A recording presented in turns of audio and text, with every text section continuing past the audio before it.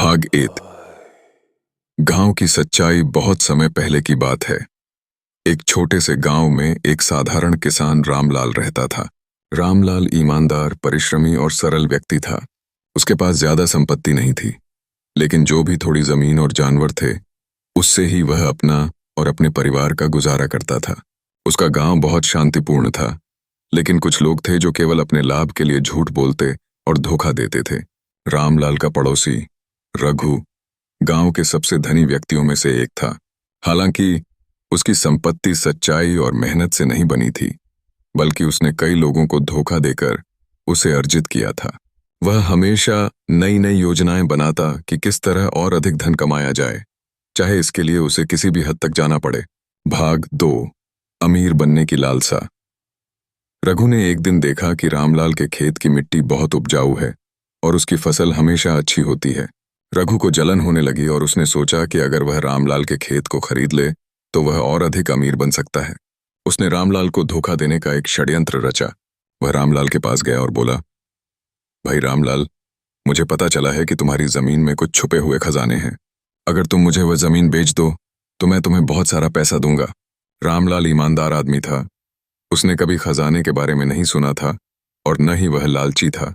उसने सोचा, अगर सच में खजाना है तो मुझे भी पता होता।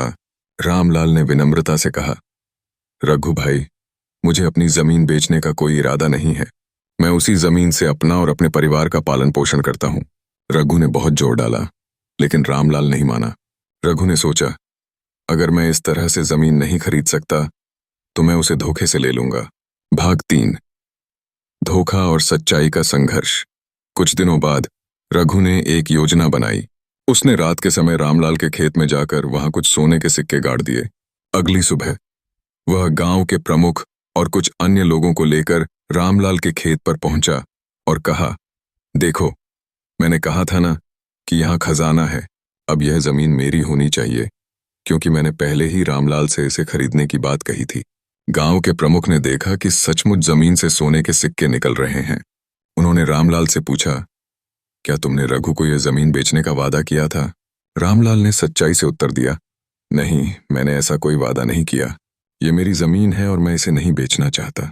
रघु ने कहा, रामलाल झूठ बोल रहा है, उसने मुझसे पैसे लिए थे। यह सुनकर गांव के लोग भ्रमित हो गए। वे सोचने लगे कि कौन सच बोल रहा है। भाग 4।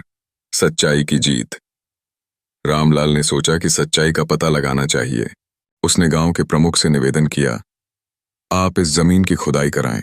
अगर सचमुच खजाना है तो वह जमीन रघु की हो जाएगी, लेकिन अगर खजाना नहीं निकला तो यह साबित हो जाएगा कि रघु झूठ बोल रहा है। गांव के प्रमुख ने सहमति दी और खुदाई शुरू हुई। कुछ दूरी तक खुदाई करने के बाद और सिक्के नहीं मिले। तब रामलाल ने प्रमुख से कहा, रघु ने केवल कुछ सिक्के छिपाए हैं ताकि वह धोखा देकर मेरी जमीन हथिया सके। गांव के प्रमुख को अब सच्चाई का आभास हो गया था। उन्होंने रघु को फटकारा और गांव में उसकी बेइज्जती की। रघु ने अपनी गलती मान ली और शर्मिंदा होकर गांव से चला गया। भाग 5। शिक्षा। रामलाल की सच्चाई और ईमानदारी ने उसे न केवल उसकी जमीन बचाई, बल्कि पूरे गांव का सम्मान भी दिलाया।